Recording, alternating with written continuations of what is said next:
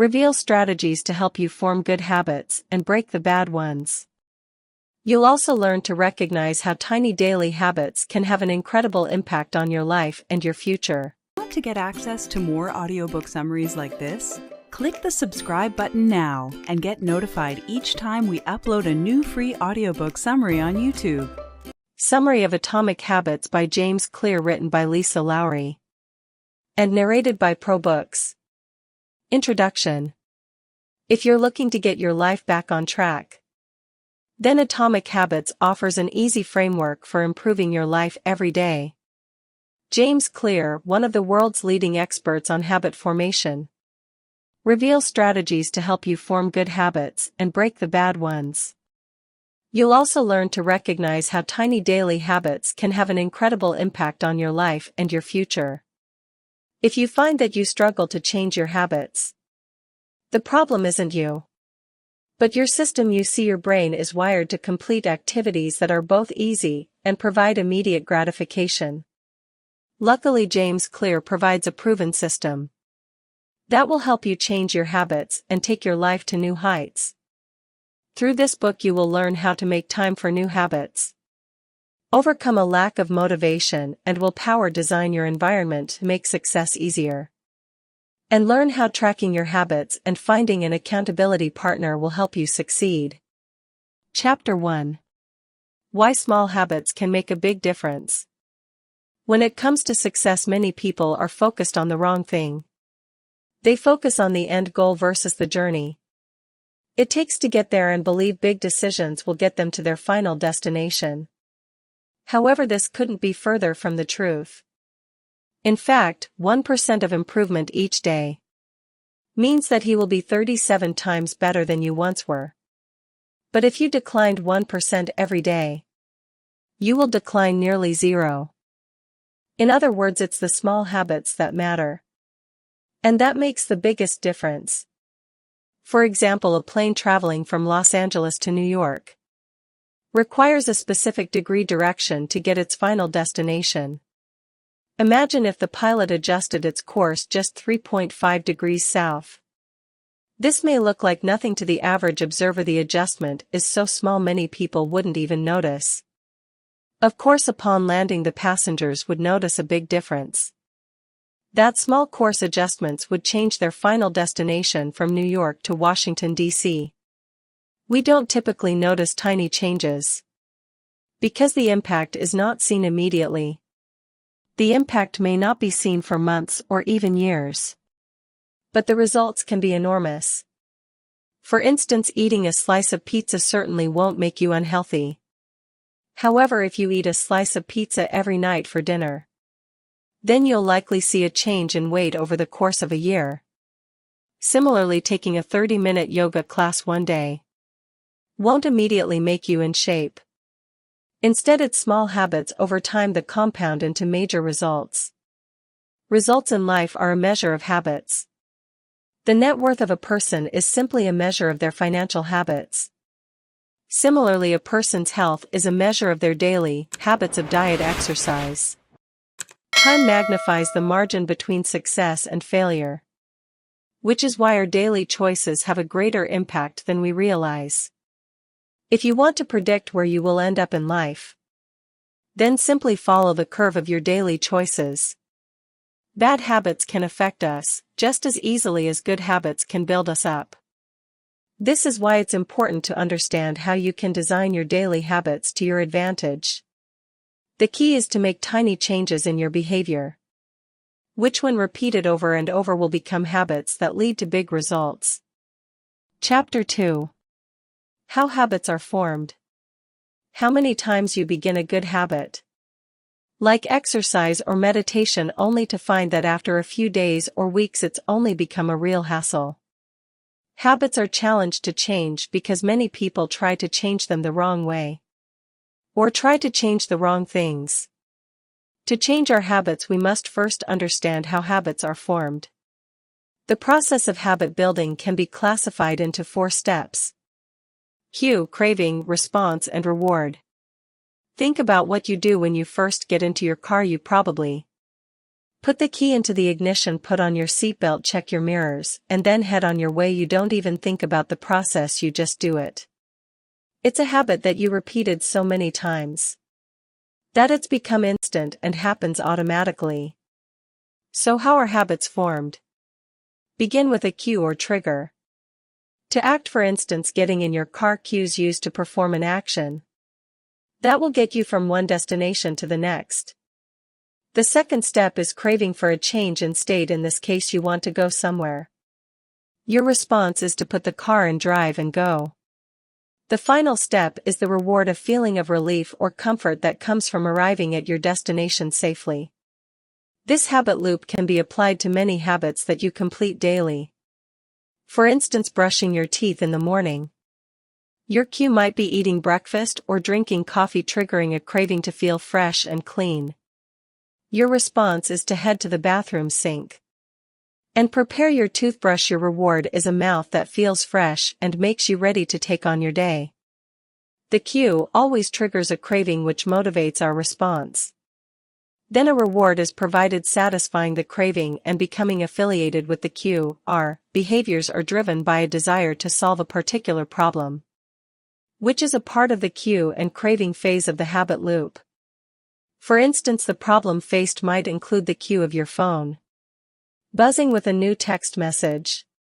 The craving is that you want to learn the contents of that message. Then comes the solution phase. You responded by grabbing and unlocking your phone. The reward is satisfying the craving to read the message. Of course, these habits are all that bad. However, when we adopt unhealthy or bad habits, we see the effects years later, and the habit becomes harder to break. That's why it's important to understand the habit loop, so you can learn how to replace your cues, cravings, responses, and rewards to create better habits. Let's see how you can begin creating better habits. Chapter 3. Make it obvious. When it comes to cues such as the buzzing of our phone or the drinking of coffee, we are prompted to check our messages or brush our teeth. But once you understand how our actions can be influenced by certain stimuli, you can learn how to manipulate your cues to implement better habits. For instance, in Thorndike, a primary care physician at the Massachusetts General Hospital in Boston believes she could improve the eating habits of thousands of hospital staff and visitors simply by manipulating their environment. She decided to replace soda with bottled water in the refrigerators next to the cash register. But she didn't stop there. She added bottled water to every drinking station across the cafeteria.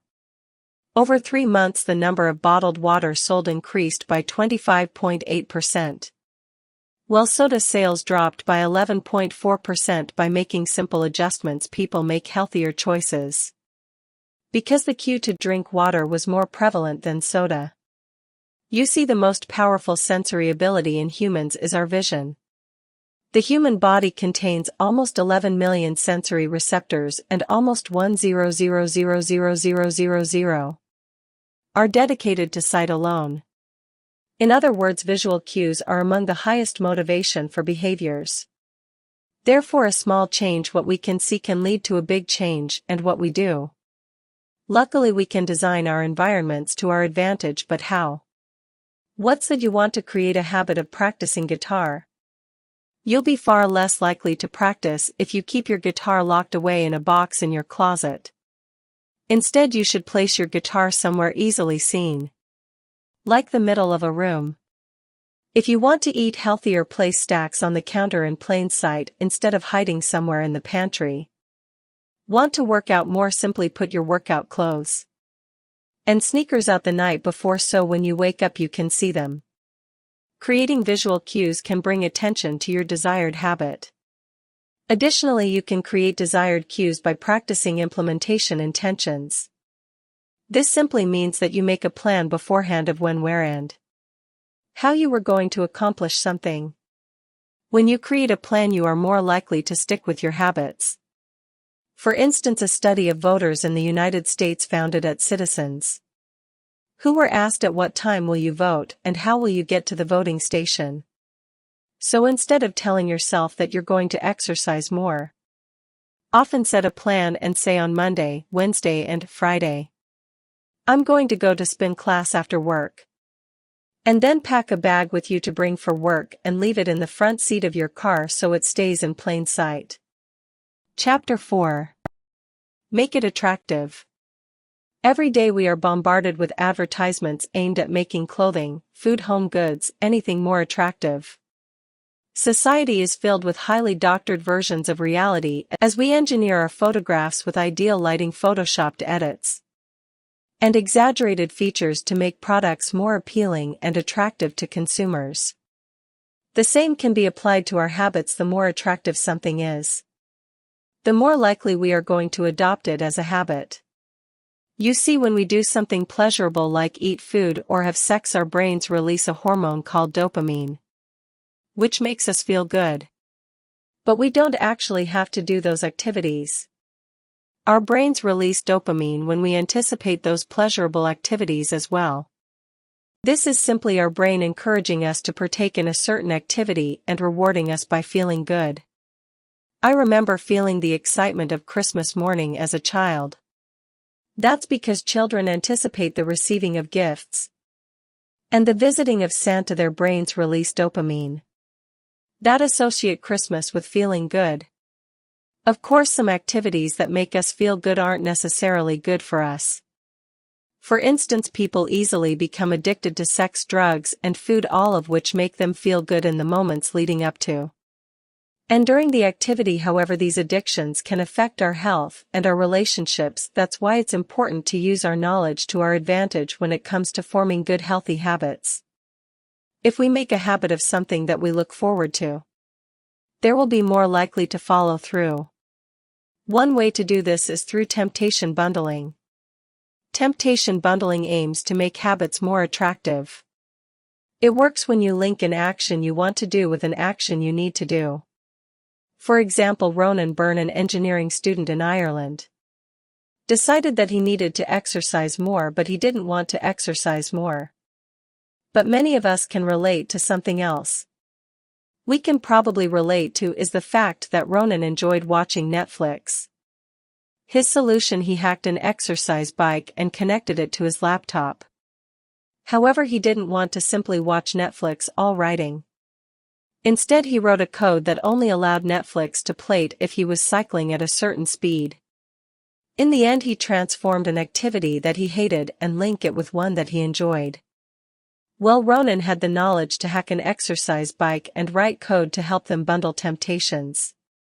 You don't need to be an engineer to apply this tip to your own habits, simply downloading your favorite shows to watch while on the treadmill, for rewarding yourself with a half hour of Netflix after hitting some work goals, are both ways to make your habits more attractive.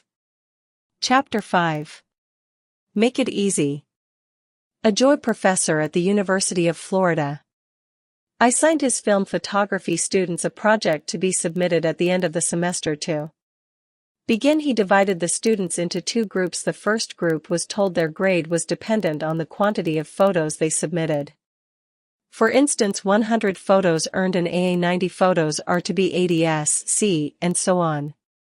The second group, however, would be graded on the quality of just one photo. Which group do you think into the better grade at the end of the semester? The quantity group. But why? Do you see, the quantity group was able to hone their skills in the process of creating hundreds of photos, whereas the quality group spend their time making just one photo perfect. This concept can be applied to our habits as well.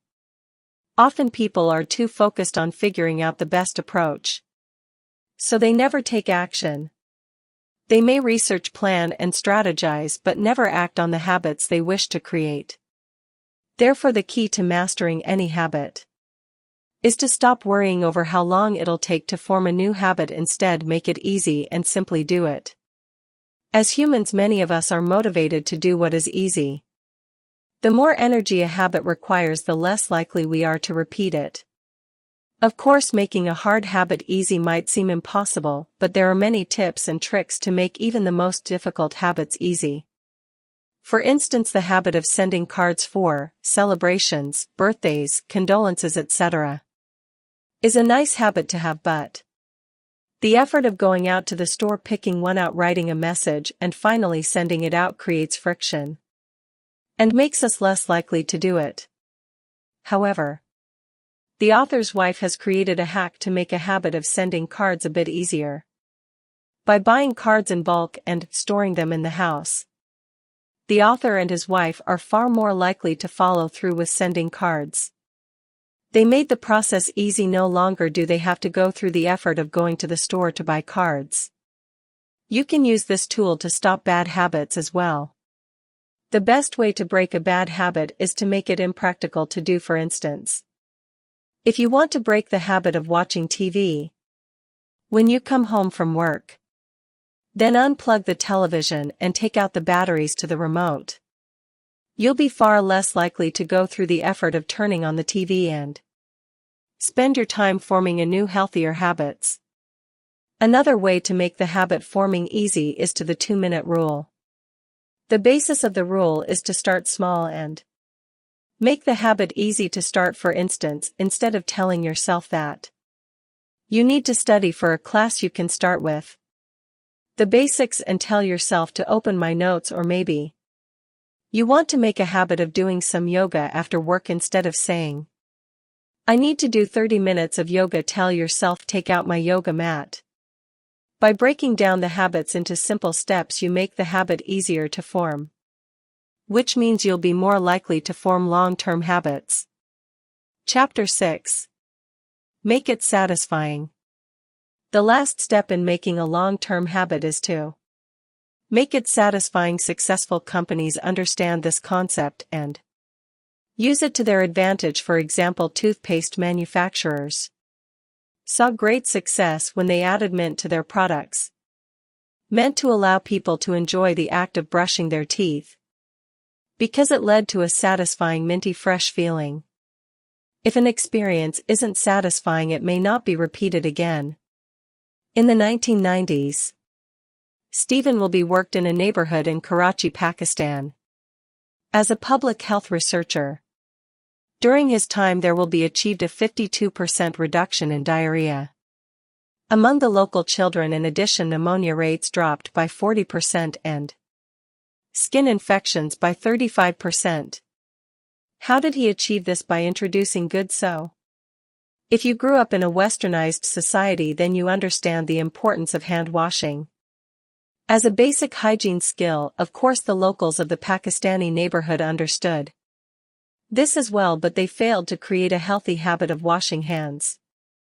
Wilby recognized the need for the good soap and maybe act of hand washing a satisfying experience, so he partnered with Procter & Gamble to introduce our premiums up to the neighborhood. Seemingly overnight, hand washing became satisfying. The new soap lathered well and smelled nice. People now enjoy the pleasurable experience and made a habit of washing their hands. While washing our hands or brushing our teeth brings immediate satisfaction, many other habits don't. This is called a delayed reward environment. For instance, we go to work every day, but the reward of receiving a paycheck might not come until the end of the month. Similarly, you may start going to the gym every morning, but you won't see the reward of weight loss and toned muscles in weeks or even months later.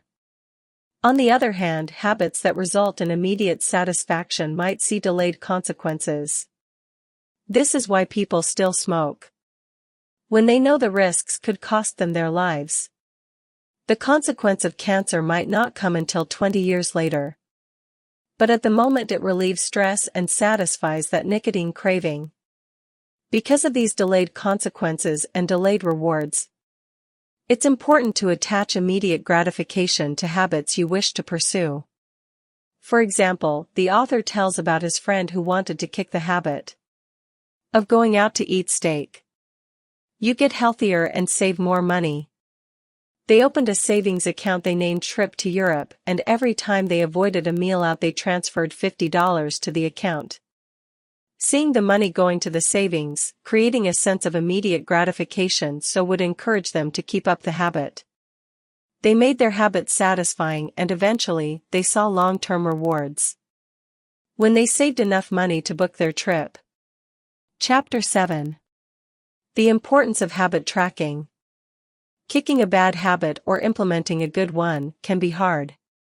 While it's satisfying to make progress, sometimes that satisfaction is delayed, causing us to give up on those healthy habits. Additionally, we crave visual evidence of progress, which we don't always see when kicking habits like smoking. Luckily, there are ways to measure your progress visually by implementing habit tracking. Habit tracking is a simple but effective technique to ensure that you are staying on track. This technique is nothing new, however. In fact, Benjamin Franklin successfully tracked his habits, who at the age of 20 started carrying around a booklet everywhere he went. In this booklet, Franklin recorded each time he adhered to his 13 personal virtues. Our virtues consisted of activities to avoid, like frivolous conversations, but also included things he should do every day, like, "I always do something useful each night." Franklin would record his successes, making a visual diary of his healthy habits. The most simple technique is to use a calendar to cross off when you completed your desired daily habits. When you track your habits in a calendar or diary, you will find that you are more likely to hear about those habits. Tracking is not only obvious and creates a visual measure of your progress, but it's also an attractive, satisfying habit at the end of the day. When you've accomplished whatever it is you aim to accomplish, you'll feel a sense of anticipation in the action of crossing off each day. Research has also shown that most people who track their progress on goals like weight loss, lowering blood pressure, or quitting smoking are more likely to improve than those who do not. Additionally, having an accountability partner or implementing a habit contract can change everything. Just as people are more likely to repeat an experience that is satisfying, they're also likely to avoid an experience that is either painful or costly. In other words, behavior changes when there is an immediate consequence. For instance, university students are more likely to show up to class if attendance affects their grades. The students know the consequences of not showing up, so they do. Similarly, you can apply the same logic to help you form positive habits. For example, Brian Harris, an entrepreneur in Nashville, created a habit contract to keep him on task for working out. He had both his wife and personal trainer sign a contract, which forced him to commit to getting his weight down to 200 pounds to reach this goal. Brian tracked his food intake and committed to winning himself each week. He then set up penalties for not doing these things. For instance, if you failed to track his food intake, he would have to pay his trainer $100, and if you feel the way himself, you have to pay his wife $500. Brains have a contract worked not only because he was worried about losing the money, but also because he cared about what his trainer and his wife thought about him.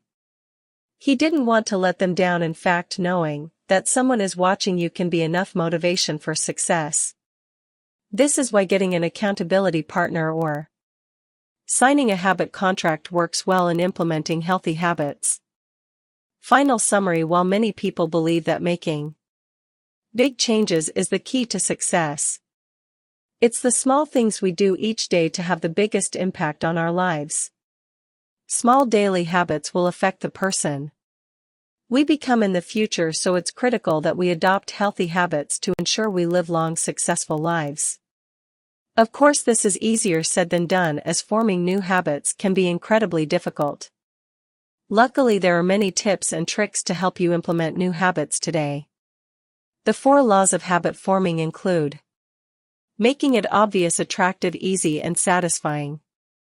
When you can make your habits an attractive, and easy and satisfying experience, you'll be more likely to keep up with them. Additionally, an accountability partner and have a contract will help you even further when starting new healthy habits or kicking a bad one.